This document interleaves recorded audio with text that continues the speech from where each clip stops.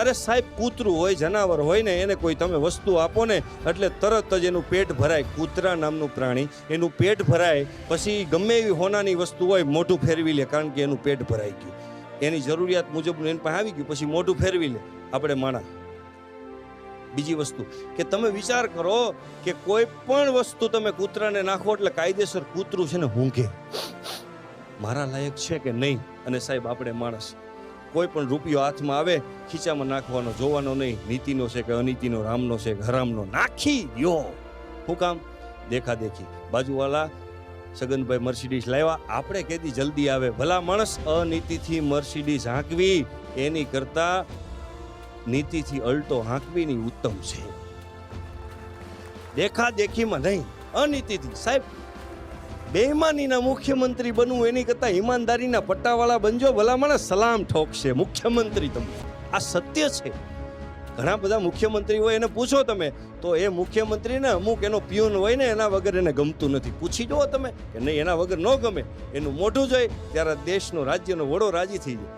તો એની કેટલી પ્રામાણિકતા છે. એટલે શરીર જે કસરત કરવાની, પણ નીતિનું પોષણ, એની સાથેની કસરત, મગજ અને મન, તો દાન અને દશાંશ. બરાબર, દાન અને દશાંશમાં ફરક છે. કોઈ પણ કમાણીનો 10મો ભાગ છે, એની ચર્ચા આપણે આગળ કરવાની. જે કમાઈએ એનો 10મો ભાગ ફરજિયાત કાઢવાનો. લાઇટ બિલ આપણે ઘરે આવે એટલે 3250 લાઇટ બિલ હોય, જીબી વાળા 50 પૈસા પણ નથી મૂકતા.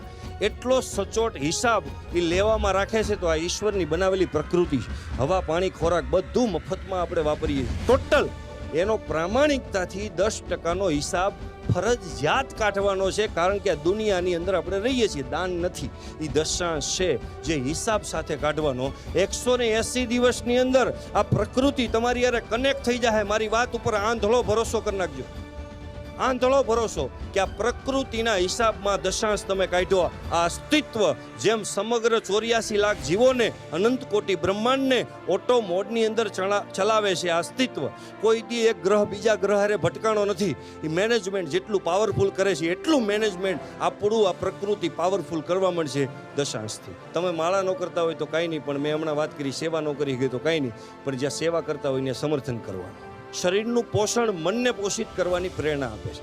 શરીરને જે આપણે નીતિથી પોષણ કરીએ ને, એ મનને ધક્કો મારે છે. બરાબર, એટલે મનને ધક્કો મારે છે, તું ક્યાંક દે, એટલે મન પોષિત થાય છે. દાનથી મન પોષિત થાય, નીતિના ખોરાકથી શરીર પોષિત થાય છે. અને મનનું પોષણ આત્માને પોષિત રહેવાની પ્રેરણા કરે છે ઓટો મોડની અંદર. અને આત્માનું પોષણ તે આ જે સમગ્ર પ્રોસેસ ચાલે છે ને, એને ટકાવી રાખવામાં મદદ કરે છે.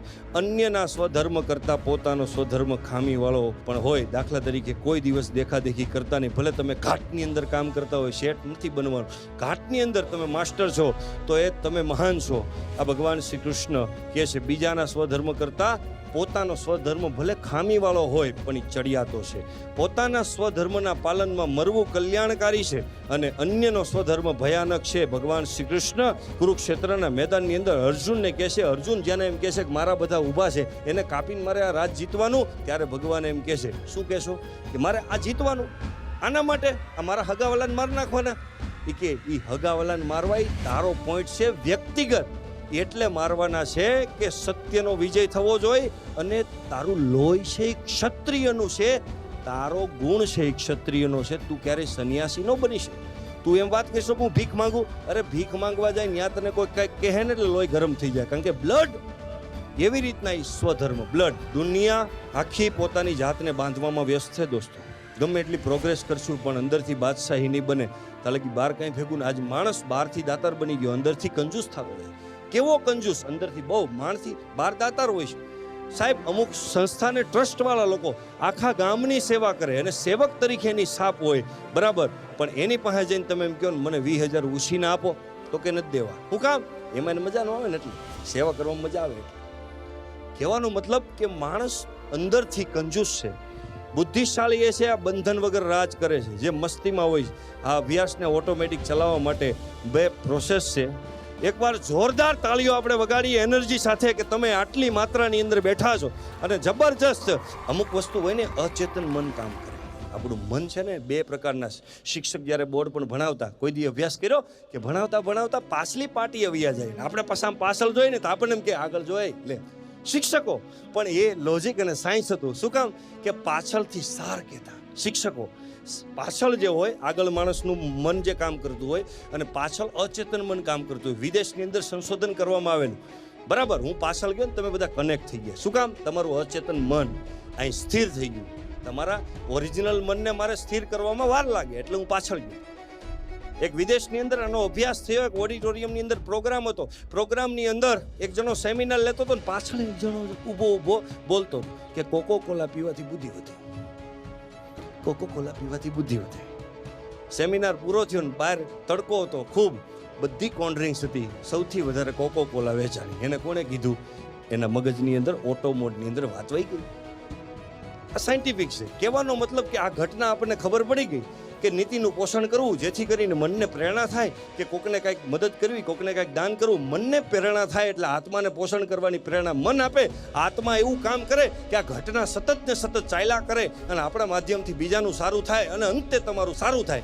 આ પ્રોસેસ છે 3 ઘટકો દ્વારા, બરાબર. પણ એને યથાવત રાખવા, આ આવરણને જીતવા માટે, લોકો સાથે કોમ્યુનિકેશન કરવા માટે શું કરવું જોઈએ એના માટેના 2 પાસા આપણે સમજવા જરૂરી છે. કે હૃદયના એન્જિનને ધબકતું રાખવા માટે 2 નિયમ છે, પથ્થર કે સ્પંજ. આ 2 પ્રકારના લોકો હોય છે જેની અંદર શું તફાવત છે પથ્થર અને સ્પંજની અંદર. સ્પંજના ગુણો છે એના ઉપર જે પણ રેડો ને એ બધું શોષી લે. એની પાસે સામર્થ્ય હોય બધું શોષી લેવાનું, બરાબર. અને એ બધાને સ્વીકારે, કોઈ સારો ખરાબ નહીં, બધાને આવો બધાની વાત સાંભળે, બરાબર. સ્પંજનો ગુણ હોય, કોઈ પણ વ્યક્તિ એને રોકે નહીં, બધું લઈ લે, તમામ કદડો લઈ લેવાનો, બરાબર. પછી વિયો જાય, પછી સારું ન લાગે બાજુમાં જાય દબાઈ દેવાનું. કોક આપણને સારું કે ખરાબ કે લઈ લેવાનું. પછી સ્પંજની જેમ એ જાય નકામનું દબાવી દેવાનું. એને રોકવાનું નહીં, એને ટોકવાનું નહીં. આ સ્પંજ જેવો માણસ હોય અમુક, જેને જરૂર નથી એને દૂર કરવાની યોગ્યતા ધરાવે, એ દબાવી. એને સ્પંજ જે દબાય એની પાસે સામર્થ્ય છે, બરાબર. અને આ કાર્યમાં એ પાછો વિવેક બુદ્ધિનો ઉપયોગ કરે. પોતાને વ્યક્તિગત ન ગમતું, અમુક માણસ છે જે કડવું કહીને ગયો તો એને મનને ન ગમતું હોય એ બહાર કાઢે એમ નહીં, એને જે અનુકૂળ ન હોય એના જીવનમાં એને દબાવે છે. અને શોષવાની અને ત્યાગ કરવાની ક્ષમતા સ્પંજમાં હોય છે અને જરૂરિયાતનું હોય ને એ રાખે. જે પોતાની જરૂરિયાત બાકી બધું દબાવીને કાઢી નાખે, ધોઈ નાખે ને સ્પંજના ગુણ છે સોફ્ટનેસ. અને નેક્સ્ટ, પોતાના અસ્તિત્વને ટકાવી રાખવામાં આ પ્રોસેસથી મદદ કરે છે. નેક્સ્ટ વસ્તુ છે પથ્થરના ગુણો. જળ કાંઈ સ્વીકારવાનું જ નહીં. પથ્થર ઉપર ગમે એટલું પાણી નાખો એમાં કાંઈ ફરક પડે? કાંઈ નહીં. જેની જરૂર નથી એને બહાર કાઢવાની એની પાસે ક્ષમતાય નથી. જે પાણા જેવો માણસ હોય ને, આ 2 છે. મેળવવા કે જાળવી રાખવા તેની પાસે કોઈ પસંદગી નથી. અને સૌથી યાદ રાખજો કે અંદર જે હોય ને એ જ બહાર નીકળે છે. વાણી હોય કે વર્તન હોય. આજનો સમાજ છે, મને છે ને કોન્ટ્રોવર્સીમાં આવું સહેજ પણ પસંદ નથી, પણ અમુક વાત એવી આવી જાય તો હું એક વસ્તુ કહી શકું ખાતરીપૂર્વક કે મનોજ મુસ્તિશ્વર એવું કંઈક નામ છે, લેખક. શું નામ છે? પેલો બહુ સરસ મજાના દેશભક્તિના ગીત લખે મનોજ. રામાયણની પથારી ફેરવી હતી ને હમણાં મૂવી બનાવ્યું હતું હે મુક્તસીર. હા, મને આ દેશની અંદર 2 લોકોએ જે માફી માંગી ને, જેનાથી ભૂલ થઈ ગઈ, 2 લોકોએ જે માફી માંગી એને માફી માંગી કહેવાય ઓરિજિનલ. જે મને બહુ ગમી છે, તમે જોઈ લે. એક તો આ મનોજભાઈ જે નામ છે એ, અને એક ગુજરાતની અંદર પરસોત્તમભાઈ રૂપાલા છે એ. એણે જે 2 જણાએ માફી માંગી ને એ ભૂલ થઈ ગઈ એ છોડો, એના વિષયમાં એણે જે માફી માંગી કે નહીં એ મને બહુ ગમી. કારણ કે માણસે પોતે ભૂલ એક્સેપ્ટ કરી, એક્સેપ્ટ નહીં, પોતે ગદગદિત થઈ ગયો, મારથી ભૂલ થઈ જ. અને સાહેબ આ વસ્તુ સારા સાધુ સંતો નથી કરી શકતા. શરૂઆત જ ત્યાંથી કરે. અમારો ભાઈ કહેવાનો ઈરાદો એવો નહોતો, પણ અમારે એવું બોલાય, પણ ઈરાદો ન અંદર હોય જ બહાર નીકળે ભાઈ, અંદર હોય જ બહાર નીકળે. માફી પણ પ્યોરિટી સાથે માંગી હોય. અને જો મને 2 વ્યક્તિ ગમતા હોય તો ભૂલ કરી એ બીજો વિષય જુદો છે, એને ભૂલ 100% કરી, બરાબર, એનો વિષય નથી, પણ માફી દિલથી માંગી. માફી માંગવાની જો કળા શીખવી હોય તો આ 2 વ્યક્તિ પાસેથી. અને યાદ રાખજો, સોરી કહેવાથી છે ને સામેવાળો સુખી થઈ શકે. આપણે કોઈ પણ વ્યક્તિને આપણે એમ કહીએ સોરી તો સામેવાળો સુખી થઈ શકે, પણ સોરી જે કેવું પડ્યું, જે કારણથી સોરી કેવું પડ્યું, એ કારણ નાબૂદ નહીં થાય ત્યાં સુધી તમે સુખી નહીં થઈ.